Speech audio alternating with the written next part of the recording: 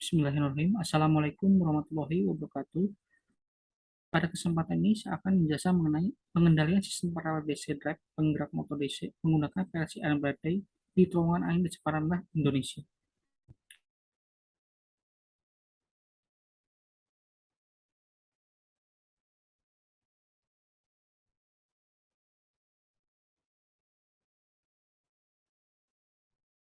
Nama saya Septian Hermawan, merupakan preset dari PRKK BRIN. Agenda yang akan disampaikan yang pertama adalah abstrak, kemudian pendahuluan, dasar teori, metodologi penelitian, analisa, hasil dan pembahasan, dan juga kesimpulan. Pada bagian abstrak ini, kita tahu bahwa BRIN adalah merupakan instansi pemerintah yang bertanggung jawab dalam menyelenggarakan kegiatan teknologi aerodinamika, aeroakustika, dan akustika di Indonesia. Salah satu proses yang dimiliki A3 adalah IRST. Pada perangkat IRST, terdapat perangkat penggerak motor DC atau DC drive motor DC, di mana penggeraknya masih menggunakan sistem penggerak DC secara serial untuk menggerakkan dua motor DC yang dikopling secara bersamaan. Pengendalian sistem penggerak DC sistem serial yang lama masih menggunakan sistem elektromekanik. Pada sistem tersebut, pengendalian penggerak masih menggunakan kontraktor dan relay. Selain itu, dalam mengendalikan putaran motor DC, sistem menggunakan unit kontrol yang pada unit kontrol ini terdiri dari beberapa kartu yang berfungsi untuk pengaturan motor penggerak DC atau DC drive system secara sendiri. Untuk mengisi sistem berbasis otomatik yang lama ini, penggerak DC yang lama atau DC yang diperbarui dengan menggunakan sistem penggerak DC paralel, di mana kontrol penggerak DC atau DC drive sepenuhnya dikontrol menggunakan PLC Almond-Day. Dalam menggunakan sistem paralel ini, PLC berfungsi sebagai pusat pengendali DC drive, di mana sinyal yang dihasilkan oleh DC drive diperkuat menggunakan amplif paralel sehingga sinyal yang dihasilkan menjadi lebih baik sebelum dikirim ke modul daya untuk menggerakkan motor DC. Adapun maksud dan pergantian sistem penggerak motor DC sistem seri keseimbangan adalah untuk meningkatkan kualitas listrik pada fenda sistem. Pendahuluan. BRIN ini merupakan lembaga pemerintah yang memiliki kewenangan dan peran pendukung dalam menilai teknologi yang layak digunakan di Indonesia atau tidak. Salah satu yang dimiliki LH3 adalah IRXT. Nah, fungsi dari terowongan ini adalah untuk pengujian aeronautika seperti pesawat angkut, jet helikopter, dan juga bidang non-aeronautika seperti jembatan, gedung, payung, dan juga sebagainya.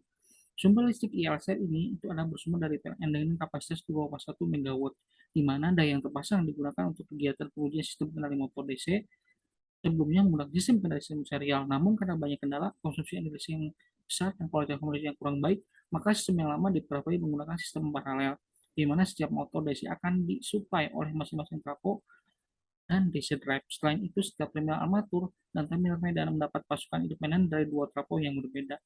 Pada sistem paralel ini terdiri dari bagian master motor DC dan bagian set motor DC, di mana keduanya saling berkomunikasi melalui sistem yang telah dibuat.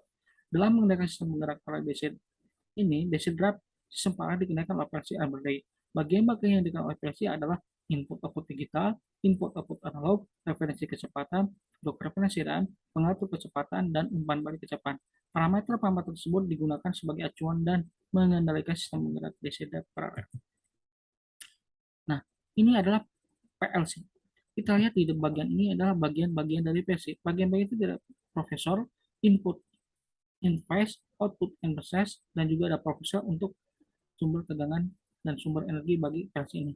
Selain itu juga ada programming device, ada program data memory, dan ada communication interface. Dalam pemrograman PLC ini, itu ada tiga bahasa yang bisa digunakan, ada bahasa ladder, ada bahasa FFC, dan bahasa ST. Nah, ini adalah DCDAP yang kita gunakan. Bagian-bagian dari DCDAP itu dari DCDAP input, ada RTP grid, ada file supply unit, ada speed regulator unit, ada power unit. Nah, inilah bentuk-bentuk daripada DCDAP yang kita gunakan. Nah, inilah ada supply unitnya untuk memberikan tegangan ke RTP bridge-nya. Kemudian ada speed regulation dan control. Kemudian ada motor, ini adalah penguat medan, motor fuel-nya. Ini ada fuel supply-nya. Mari kita lihat penjelasannya. DCDAP input itu adalah beberapa penggerak DC berbasis tristor beroperasi pada suplai satu fase dan menggunakan 4 tristor untuk menyerap gelombang penuh. Untuk motor yang lebih besar, satu daya 3 fase diperlukan karena bentuk gelombangnya jauh lebih halus. Dan fase seperti itu, 6 tristor diperlukan untuk penyerahan gelombang penuh. Yang kedua adalah rectifier bridge.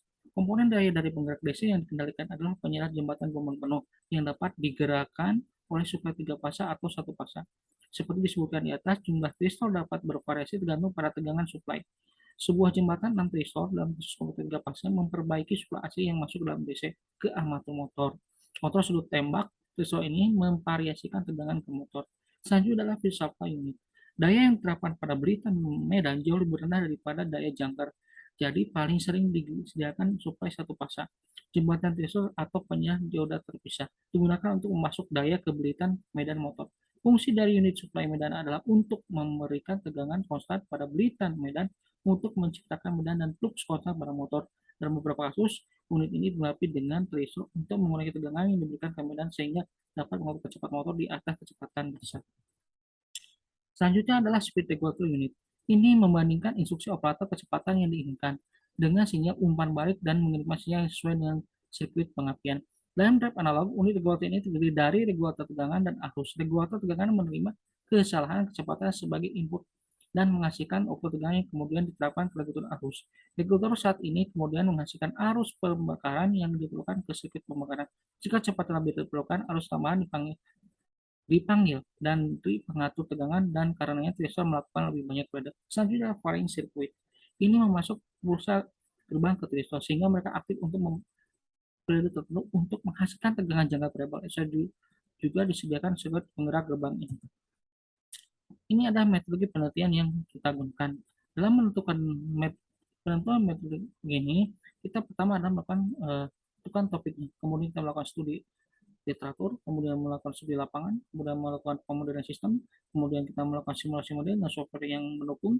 Setelah dinyatakan spesial, kita melakukan integrate system, kemudian melakukan analysis feasibility, kemudian membuat report, dan tentunya terakhir adalah membuat report yang diperlukan. Ini adalah metode-metode yang digunakan dalam penentuan sistem menggerak motor DC dari sistem menggerak tempat seri ke sistem paralel. Nah, ini adalah bagian dari pada sistem paralel yang kita gunakan sekarang. Di sini ada beberapa bagian, ada bagian power house, ada bagian filter, ada bagian fan wrap, ada bagian motor. Nah, bagian power system ini terdiri dari dua buah tapo satu dan tapo 2 yang masing-masing menyuplai fan wrap master dan juga untuk fan wrap slave. Nah, fan wrap bagian master akan mensuplai untuk bagian motor master. Fan wrap bagian slave akan mensuplai bagian motor slide.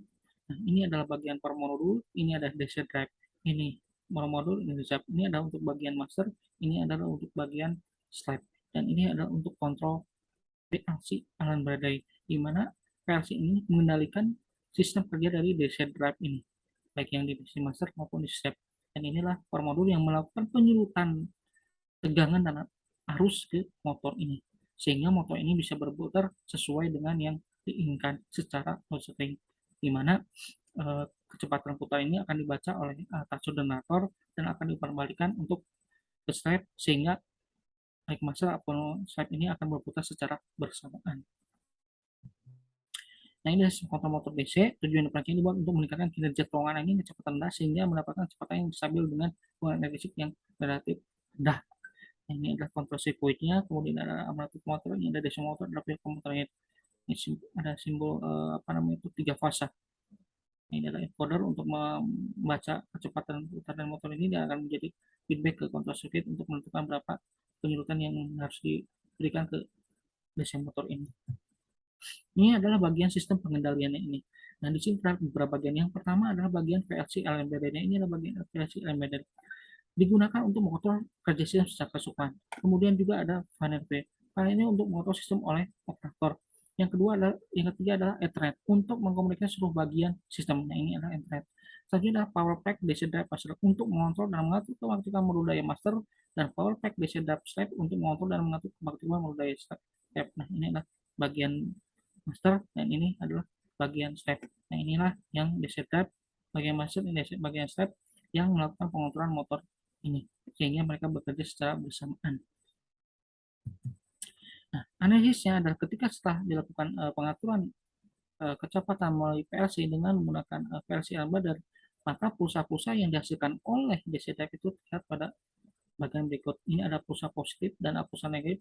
Pulsa positif berwarna merah dan pulsa negatif berwarna biru. Ini adalah keluaran pulsa dari modul daya power sehingga menghasilkan eh, pengaktifan keluaran tiristor yang searah sehingga bisa memutarkan motor bagian master. Kemudian juga untuk bagian step pun sama. Ini ada modul daya motor DC, bisa memberikan keluaran pulsa yang berwarna merah dan juga berwarna positif sesuai perintah PLC. Sehingga trigger-trigger ini akan menghasilkan pulsa yang searah, arus yang searah.